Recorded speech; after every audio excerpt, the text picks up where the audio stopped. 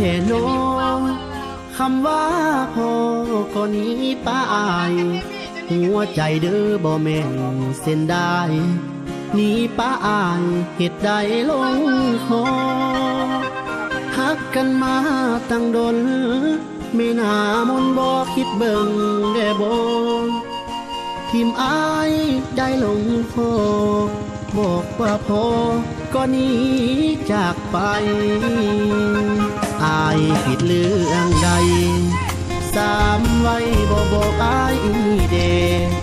คำว่าพออย่ามาต่อเล็กจบกันสามคำว่าฮักเข้ากันบ่ได้ฮักกัน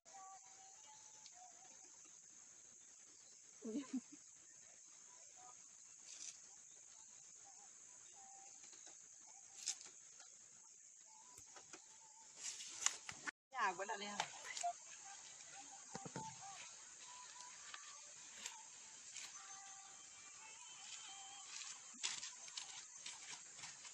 ฝ่าแหละอีนี่เผลอว่ะถ้าเลิกอยู่นี่แบบกันแล้วว่ะกันก็เลยสัตว์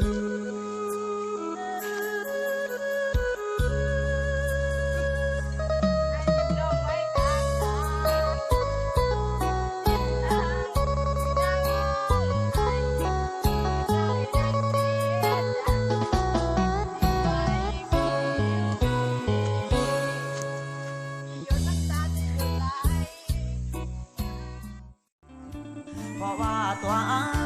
ยเปรียบใดก็เป็นเส้นกาแต่แล้วก็ต้องหวนมาน้ำตานองนาเพราะว่าผิดหวังโอ้ละน้องอยากจะขอให้ลืมหากที่เคยดูดดื่มอยากจะลืมความหักเบื้องหลังทางน้องและอ้ายมันหมายเอาไว้จริงจังแต่ว่าพ่อแม่น้องสั่งเลยผิดหวังพอเฮานี่จนขอให้น้องนั้นจงสุขีแต่งกับคนหังมีสุขีเถิดน้อง